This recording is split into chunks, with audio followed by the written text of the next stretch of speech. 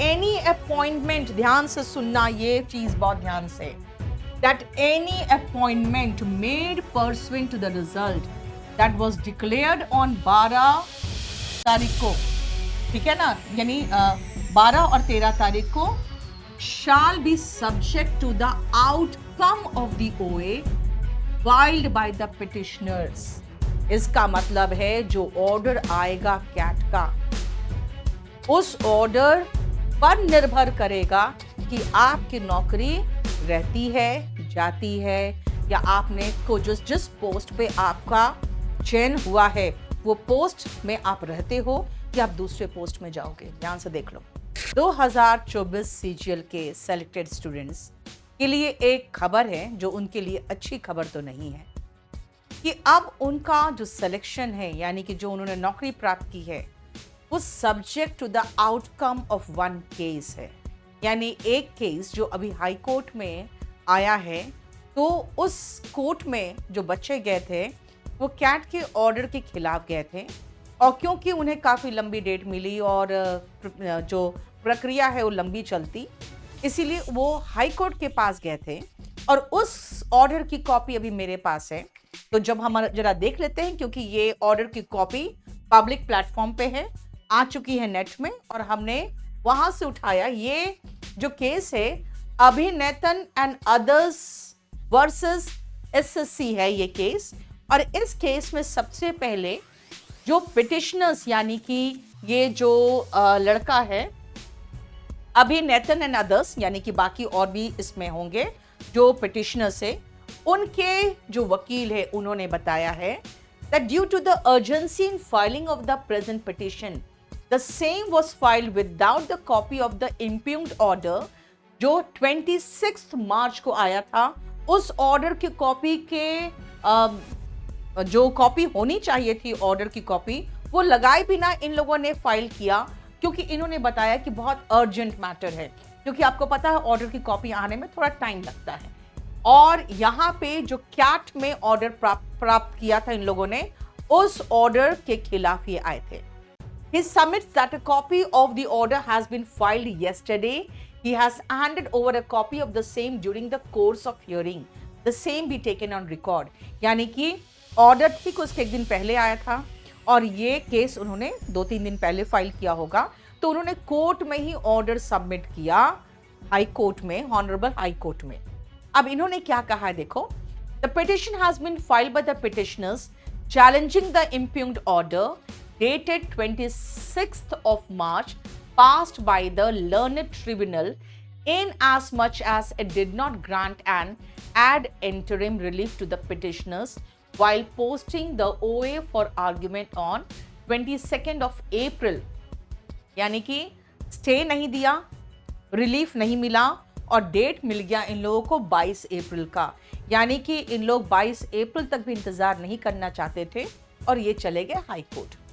The petitioners have applied for the post pursuant to the advertisement dated 26/6/2024 for the combined graduate level examination 2024. The exam was to be conducted in 2 tiers.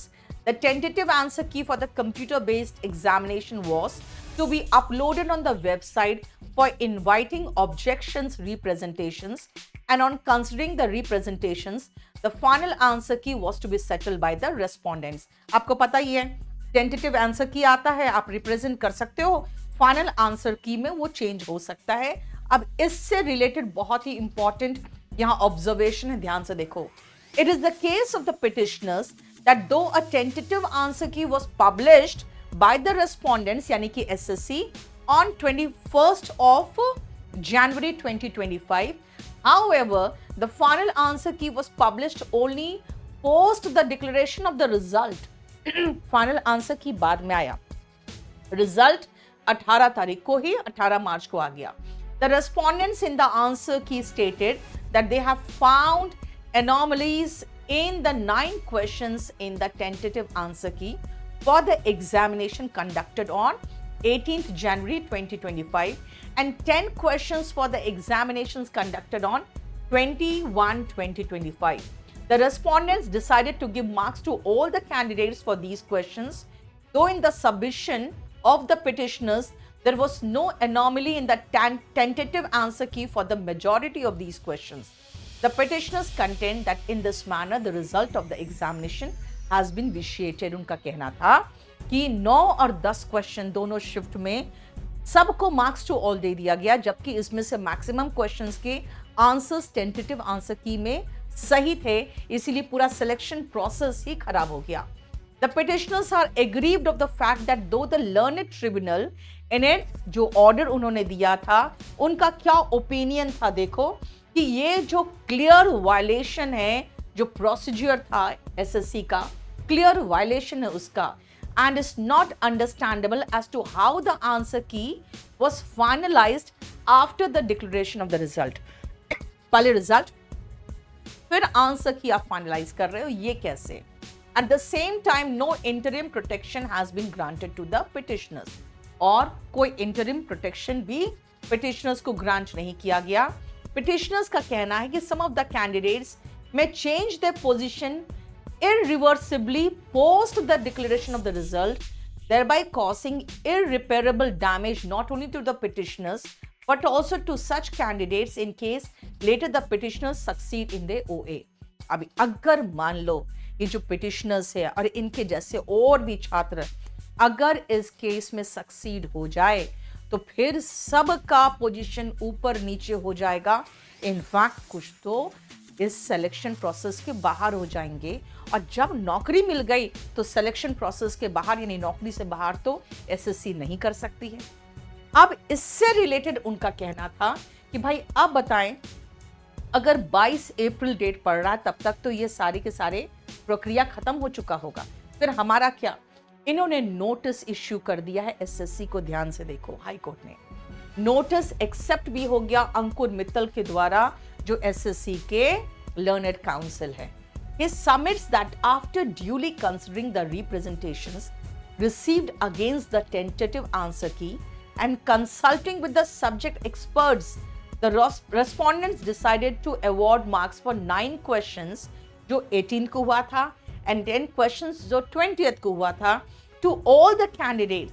He submits that this decision of the respondent is final and cannot be put to challenge by the petitioners by alleging certain anomalies as contended in the OA. इनका कहना है कि इसमें subject experts से हमने guidance लिया है, इसीलिए इनको चैलेंज नहीं किया जा सकता. अब जरा ध्यान से सुनना आगे. We have considered the submissions made by the learned counsels for the parties. दोनों पार्टीज का आर्गुमेंट सुना इन्होंने. At this stage, we do not deem it proper to hold a detailed investigation into the final answer key published by the respondents. High court, honourable high court ने कहा है कि हम इसे सही नहीं समझते कि अभी हम डिटेल इन्वेस्टिगेशन करवाएं इस आंसर की का. Suffice it to say that the learned counsel for the petitioners has prima facie been able to establish that there are certain discrepancies in 1 or 2 questions in the final answer key. यानी 1-2 question में तो बिल्कुल निश्चित तौर पे गड़बड़ी है. इन्होंने साफ साफ ये चीज को तो एस्टैब्लिश कर दिया है. अब 9 क्वेश्चन और 10 क्वेश्चन तो हम नहीं देख सकते, इन्वेस्टिगेशन नहीं कर सकते, लेकिन 1-2 क्वेश्चन में तो इन्होंने बिल्कुल मतलब प्राइमा फेसाई का मतलब होता है कि जो मौजूद है सामने ना उसके बेसिस पर. ठीक है, ये लीगल टर्म से ध्यान रखना. Keeping in view the submission of the learned counsel for the petitioners that certain candidates may irreversibly change their positions based on the result declared and will suffer irreparable damage in case some directions are passed by the learned tribunal on hearing the OA, and also the fact that OA itself is listed for final hearing. 22/4 को final hearing है CAT में. We modified the impugned order passed by the learned tribunal to the limited extent that any appointment, ध्यान से सुनना ये चीज बहुत ध्यान से, that any appointment made pursuant to the result that was declared on 12 तारीख को, ठीक है ना, यानी 12 और 13 तारीख को, shall be subject to the outcome of the OA filed by the petitioners.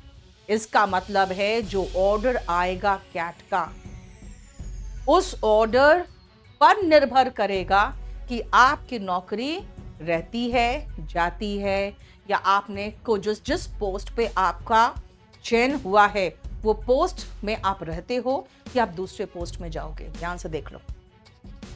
This fact should be duly published by the respondents on the website of respondent number 1। अब एसएससी को इस बात को अपने वेबसाइट पे पब्लिश करना पड़ेगा, और ये पब्लिश करना पड़ेगा कि भाई एक केस फाइल हो चुका है कैट में, और उस केस के आउटकम पे निर्भर रहता है कि आपका अब क्या होगा। यानी कि जो रिजल्ट है ये subject to the outcome of the case है जो कैट में। ये ऑनरेबल हाई कोर्ट का ऑर्डर है।